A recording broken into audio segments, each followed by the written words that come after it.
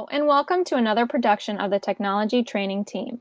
In this video, you will learn an overview of grading and reporting for the 2020-2021 school year. Today's presentation is brought to you by Christopher Asine, Clarissa Burton, Milton Hayward, Kimberlyn Niarco, Tia Simmons, and Gina Tuzel. As we cover today's content, please note that you have grade managers and attendance managers, which are your first line of support. For additional support, each school has a T3 trainer assigned to them. Let's look at today's agenda. Today we will be covering administrative procedures, attendance updates, reopening updates, grade changes, the new Grade Max, and grading best practices. Please note that any information shared today is subject to change. For the most up-to-date version of the information, please refer to the original source. Our grading and reporting practices and procedures are based on district-wide administrative procedures. Because attendance and grading are closely related, here are the following grading and reporting administrative procedures that will govern what you do. These administrative procedures have been updated for the 2020-2021 school year. You are strongly encouraged to read through these procedures to acclimate yourself with all of the changes. Only a summary of changes will be shared. For attendance, Administrative Procedure 5113 is your governing document. For grade entry and reporting, Administrative Procedures 5121.1, 5121.2, and 5121.3 are your governing documents. Each document is based on school level and provides information such as the frequency which you should enter grades, progress reports, and report card procedures, and approved weight for the various subject categories. Finally, if there is a grade that is being requested or needing to be changed, Administrative Procedure 5116 on grade changing is your governing document. Thank you, Clarissa. Now, let's take a look at attendance updates for the current school year. All of these are based on the Attendance Administrative Procedure AP 5113 and the Prince George's County Public Schools Reopening Plan. Attendance must be recorded daily and by period for each day during distance learning. All students will either be present or absent. We are not using tardy during distance learning. All attendance must be recorded in SchoolMax, regardless of how you determine if the student should be counted as present, as outlined in the reopening plan. Anytime a student is marked absent, you must enter an absence reason code. Here are the most common codes you will be using during distance learning. 20 is for an unlawful absence if you do not know the reason why the student is absent. Code 02 is for student illness. Code 13 covers other lawful absences, which now include parent work schedules, childcare issues, military families, and/or technical issues during distance learning. The absence reason code DL is to be used on Wednesdays, and we will talk more about this on the next slide. Another critical update is that during distance learning, we will not be applying an assigned zero rule. Work will be available to students and graded according to the grading AP, unrelated to student attendance. On Wednesdays during distance learning, teachers and students will have a variety of options to choose from. Some students may attend synchronous lessons, while others complete asynchronous work. Regardless, all students will be marked absent in SchoolMax on Wednesdays. If a student completes one of the approved activities for distance learning, you should enter the absence reason code, DL. If a student does not complete one of the approved activities and you have not heard from the student or parent, You should enter the attendance reason code 20 for unlawful absence. Teachers have 16 days to go back and make corrections to attendance data. So if a student was initially marked absent with an absence reason code of 20 or unlawful absence, and then you receive a written notice that the student was ill, you are able to go back up to 16 days and update the absence reason code to 02 for illness. Plan to revisit attendance regularly throughout the distance learning time period to ensure that student data is accurate and kept up to date. Remember, during distance learning, there may be any number of scenarios that arise. If you are uncertain how a student's attendance should be marked, ask your administration or an attendance manager. For more information, directions, and tutorials on how to enter attendance into SchoolMax, please visit the T3 website at bit.ly/T3PGCPS. Now, let's hear from Kimberlyn with the grading updates. Thanks, Gina. Now let's take a look at grading updates for the coming school year. Just a reminder, all information shared on grading updates is current as of today. For more current information, or to see changes after they're made, please revisit the PGCPS reopening plan or the related administrative procedures.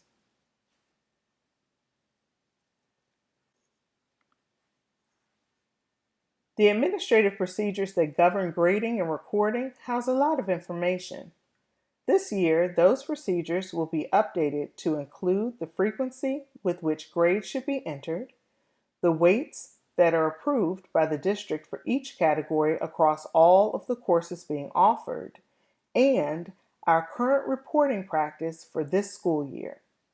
As we prepare to reopen school, updates are still being made to the administrative procedures. Please check the administrative procedure page on the school district's website for the latest updates.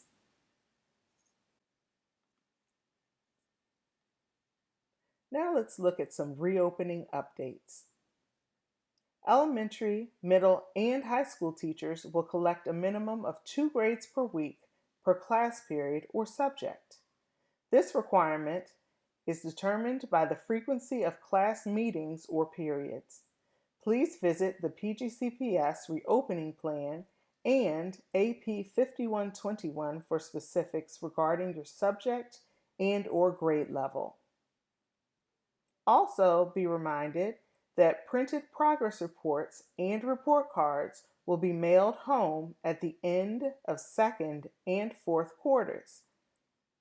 Please remember, progress reports and report card grades will still be available in SchoolMax after every marking period. Students and parents can log in to the family portal to view these grades. Now to Tia, who will discuss grade changes. Thanks, Kimberlyn. Although we follow the current district grading and reporting procedures, there may be times that grades will need to be changed after they are published. Let's take a look at some current updates regarding grade changes. In order to ensure that all grade changes are made with both fidelity and within the guidelines of our grading and reporting procedure, AP 5116 helps to govern that process. Please make sure for the latest updates and requirements for grade changes, you access the Administrative Procedure number 5116 for grade changes on the Administrative Procedures page of the county's website. As you may remember, in the spring of 2020, students who were currently enrolled during the fourth quarter of distance learning either earned a P for pass or an I if they were unable to complete the course. Because of the recent pandemic and adjustments to our grading practices statewide, students are able to submit a grade change request or a grade appeal and have the opportunity to make up and submit any missed work until January 1st, 2021. What does this mean for you as the teacher? Let's break down the process. The parent will begin by contacting the principal where the grade was recorded. Once the contact is made, the parent will complete and submit the grade appeal form in addition to any completed makeup work back to the school. The school then reviews the makeup work and provides an assessment based on what was submitted. And finally, based on the assessment, submitted work, completion of the grade appeal form, the parent or student is notified of the grade change if one is warranted. You will receive more information from your grade manager in coming weeks with specific details about how this will all take place across our district. Remember, the goal is to ensure that we are following the policy and procedure and practice for grade changes that has been outlined and do not deviate from those procedures. During distance learning and even a potential hybrid learning model, there may be a number of scenarios that will arise. If you're uncertain of how students' grades should be entered into SchoolMax, how grade changes should occur, or if you have any questions about grading and reporting, please begin by asking your administrator or your school-based grade managers. For more information, directions, or tutorials on how to enter grades in SchoolMax, please visit the T3 website at bit.ly/T3 PGCPS. And now, Milton's going to give us a brief overview of a new option in SchoolMax for entering grades called GradeMax. Hello, I'm going to provide an overview of the new GradeMax grading tool. What is GradeMax? GradeMax is a new graphical tool in SchoolMax that displays grading information in a spreadsheet format. In GradeMax, teachers will be able to create an assignment, score an assignment, and use other features to manage the assignment data. Note, the use of GradeMax is optional for teachers. You may use the standard gradebook instead to manage the assignment data. Let's take a look at how GradeMax looks. The first thing that you're going to do is log into SchoolMax and select the course/subject you wish to grade assignments for. I'm already logged in. I will select my first course section and then start GradeMax. Selecting course section, selecting GradeMax.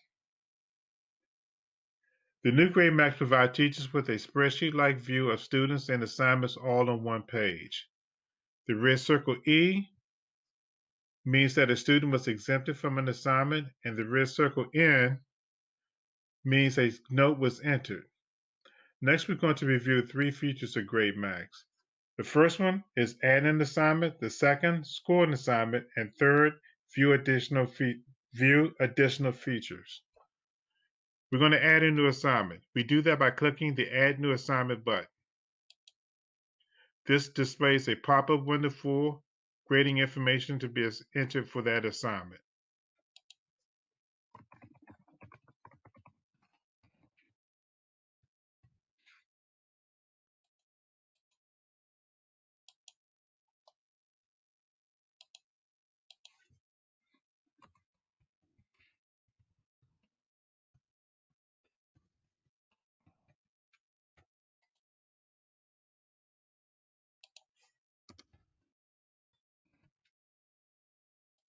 Okay, I entered the name of second assignment for this entry. I gave it a max score of 10, assigned to the classwork category, and indicated graded for the status. You also have the option of not graded if the assignment is going to be, not graded for the students. It has a begin date of 8/31, a due date of 11/5, and I entered a note in the notes section. In this particular case, I just repeated the second assignment name. Clicking Save. Clicking Save added a new column to our spreadsheet-like interface in GradeMax. But as you can see, none of the students have any grades. That takes us to our next feature on our agenda, and that is Score and Assignment. GradeMax provides us with two methods of scoring. I'm going to use the first one, and you do that best by clicking in the box here and entering in a score, and then moving your cursor outside of that box. As you can see, GradeMax automatically captured the value of 10 that I entered for the student, and it also put a red mark in the upper left corner of the box. That red mark indicates that a new entry or the data was edited or just recently entered, but has not yet been saved. I'm going to score the next student. I'm using the second method, and you do that by clicking on this box on the right-hand corner of the edit window for the scoring. That displays a pop-up window for you to enter in information. I'm going to give the student a 5 for the score and a reason for giving a lower value.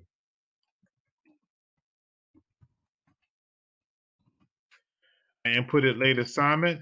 I'm clicking Save to close the box, and you see GradeMax captured that information of the score of 5, gave the student a 50%, and it also indicated the end for the note that I inputted for that student. The third student I want to exempt from the assignment. I'm going to click the box again, check the box for exempt, and then give a reason for the exemption. I inputted late enrollment. I'm clicking Save to close the box. And now you can see that this student here has an E for exemption and an N for the note. At this point, I'm going to click Save to save that information. As you can see, I saved the information. None of the windows have the red marks in the corner. Here I have the student with a 10, 5, and the exemption and the note. Now we're going to look at the additional features in GradeMax. The first one is the 3 dots that's next to the assignment name. Clicking on that gives you the teacher options of either sorting the students in ascending or descending order, checking which data attributes to display. You can also click Edit an Assignment, and that gives you the ability to input or update any of the information that you previously entered for the assignment. You also have the ability to delete. The next feature we're going to look at is Filter Assignments. That is located on the left-hand side of the page. Use this feature to limit viewing of data based on available criteria, such as the from and to date, grading category, or you can look at grading periods 1, 2, 3, or 4. Once you select a value on this page, you click the filter button, and GradeMax will display that information based on that criteria. I'm clicking Cancel to close that window. The next ability that you have within GradeMax is to switch to another course section to input grades. To do that, look at the middle of the page under Course and click on that drop-down list. These are all the course sections that I'm assigned to where I can select and input grades for. The last feature that we're going to look at is the CSV. This gives us the ability to export gradebook data out of GradeMax into an Excel spreadsheet that we can save on our desktop or computer for later viewing. I'm going to click on CSV, and as you can see, it just downloaded something in my left-hand corner of my browser, an Excel spreadsheet. I'm going to click on that, and now you can see that information that was in GradeMax is now in Excel. I have the student's name, ID, date of birth, the drop date, grade level, the weighted average, the second assignment that we created with the score of 10 and 5, and that first week assignment, all in Excel that I can use and view later. That concludes this demonstration of the new GradeMax and SchoolMax, and I'd like to thank you for your time and attention. Thanks, Milton. Now that we have a general understanding of grading and reporting procedures and an overview of GradeMax, let's discuss some best practices for gradebook entry. It's always best to use a 10 out of 100 base grading system. In other words, keeping maximum scores for assignments out of numbers such as 10, 20, 30, 40, and so on. This will ensure the fairest calculations for the student's grade average. You also want to make a point of checking your rosters daily and reporting any inaccuracies to the appropriate person in your school. For example, a student who appears on your roster but has never attended your class. This can cause issues later with grade publishing, so you want to make sure that you are checking rosters on a daily basis and reporting those inaccuracies immediately. You should also try to evenly distribute assignments throughout categories and ensure that you're using all of the grading categories to give the student the best chance at a great grade average. Make sure that you're using grading weights that match Administrative Procedure 5121. These are set by our IT department at the beginning of each school year and should not be changed unless those categories do not match what is in the administrative procedure. If you have questions about your categories, please refer to your school's administration for clarity. It's a good point to check the individualized student report regularly for any grading errors that you may have made. This could include examples like providing a maximum score of 100, but only giving the students a maximum score of 10 when you're entering their grades. This obviously will drastically affect their average. By checking the individualized student report, you'll be given an overall picture of any errors that you may have made that affect multiple students in your class. It is also helpful to add descriptions to assignments, not just putting in something like page 1 or page 2, but maybe entering where in the textbooks and the specificity of the assignments involved. This will help parents as well as other family members understand what your aim was with the assignment and also help to go back to these assignments throughout the quarter in case there are any questions about grading. If you have any questions, please feel free to contact your grade managers or the administrators in your school, and you can always refer to Administrative Procedures 5113 and 5121 for other general information.